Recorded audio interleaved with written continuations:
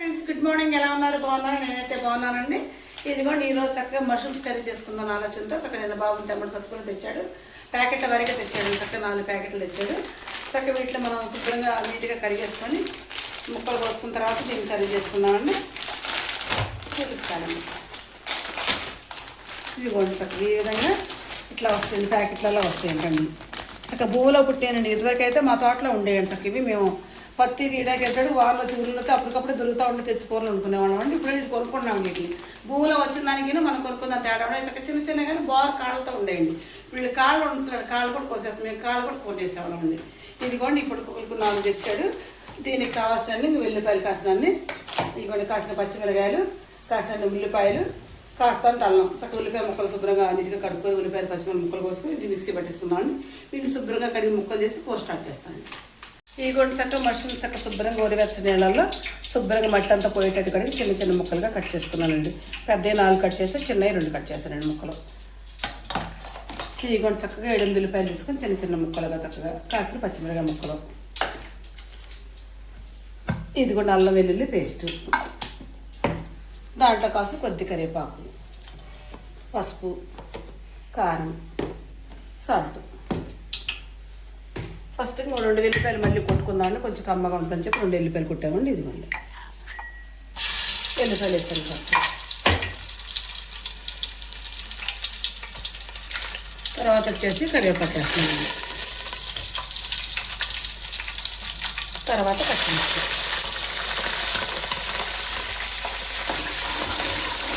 ఉల్లిపాయకే కలపండి, పచ్చిమిరకాయలకి తప్పక చక్కగా ఇప్పుడు ఉల్లిపాయ ముక్కలు మొత్తం మనం కోసి ముక్కలు వేసేస్తున్నాము.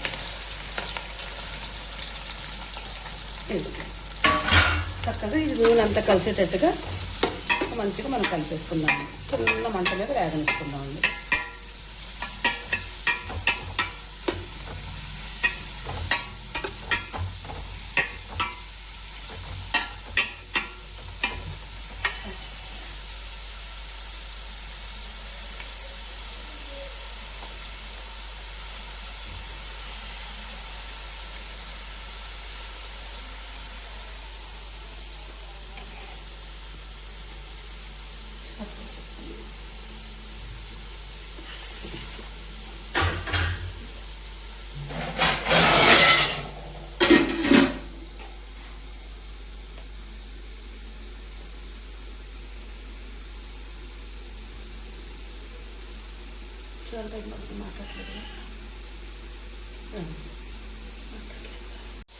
ఇదిగోండి చక్కగా ఉల్లిపాయలు పచ్చిమిరపకాయలు వేగుతున్నాయి కదండి.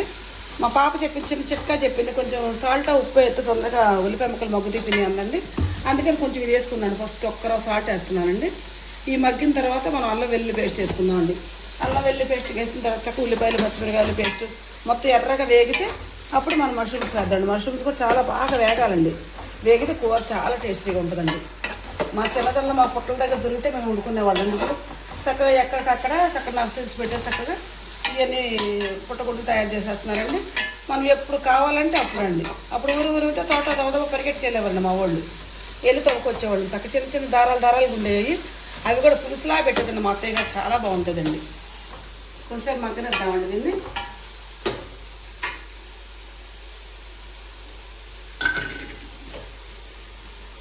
ఉల్లిపాయను అల్లం పేస్ట్ వేసేద్దాం అనుకుంటే బాగా ఉంటుంది కదా.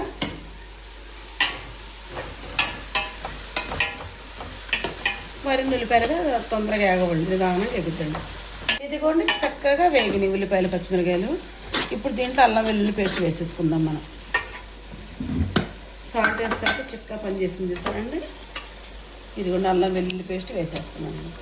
చక్కగా దీన్ని ఉల్లిపాయలు పచ్చిమిరకాయలు కలిసేటట్టుగా చక్కగా తిప్పేసుకుందాం.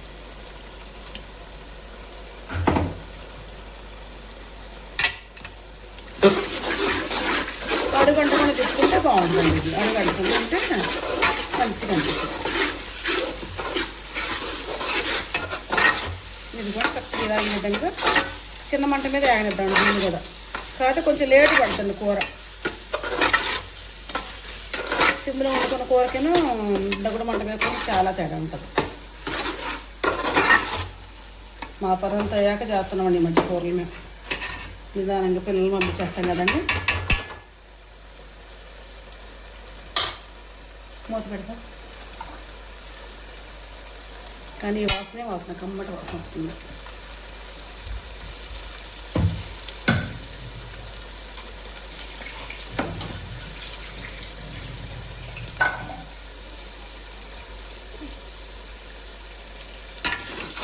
వాటి ఎందుకనే ఉంది.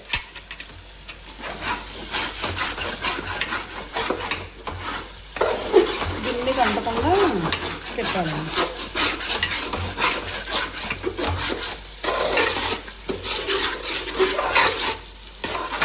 ఇది కూడా ఎర్రగా ఎగితే కూర బాగుంటుందండి, రుచిగా ఉంటుందండి.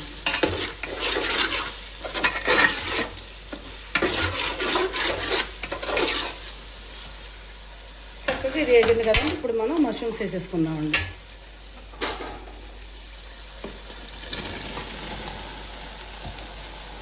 చక్కగా ఇది కలిసేటట్టుగా ఆ పేస్ట్ ఉల్లిపాయలు మొత్తం కలిసేటట్టుగా తిప్పుకున్నాను. కొంచెం పసుపును సాల్ట్ వేసి, ముందుగా కాస్త పసుపు వేసానండి.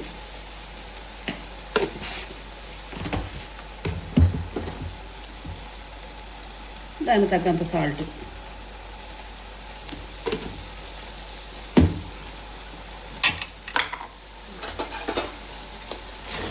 ఇది కూడా చక్కగా ఇది అడుగంటుతూనే ఉంది కదండి. అడుగంటకుండా చక్కగా దీన్ని మొత్తం మొక్కలో పేస్ట్ మొత్తం కలిసేటట్టుగా చక్కగా తిప్పుకోవాలి. ఇలా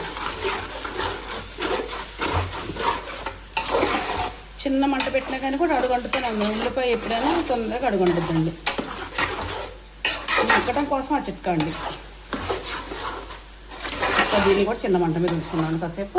తర్వాత కారం వేసుకున్నాను.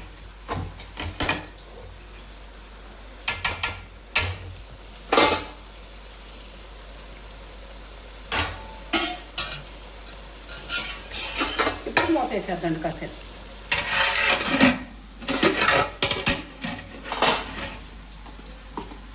ఇదిగోండి కూర చక్కగా దగ్గరగా వచ్చేసిందండి.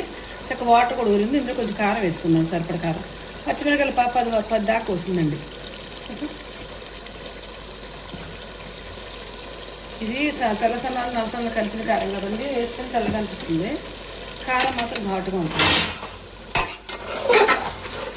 చక్క కూర మొత్తం కలిసినట్టుగా తిప్పేసుకున్నాం. కారం కూడా పచ్చి వాసన దాకా కాసేపు ఉడకనిద్దామండి.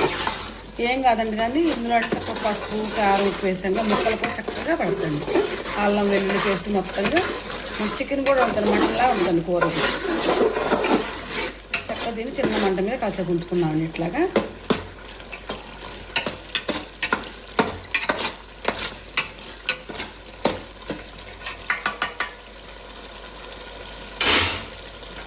మూత పెడదాం.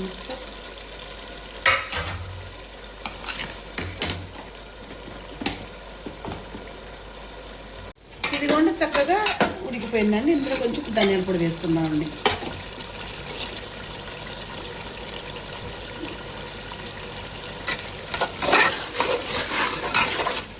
చక్కగా మటన్ కర్రీ ఉన్నట్టు చూసారండి. మష్రూమ్స్ కర్రీ కూడా చక్కగా ఉడికిందండి. కూర అయితే చాలా మంచిగా అనిపిస్తుంది నాకైతే. నేను చేసే విధానం మీకు నచ్చితే నాకు ఒక లైక్ ఇచ్చేయండి, సబ్స్క్రైబ్.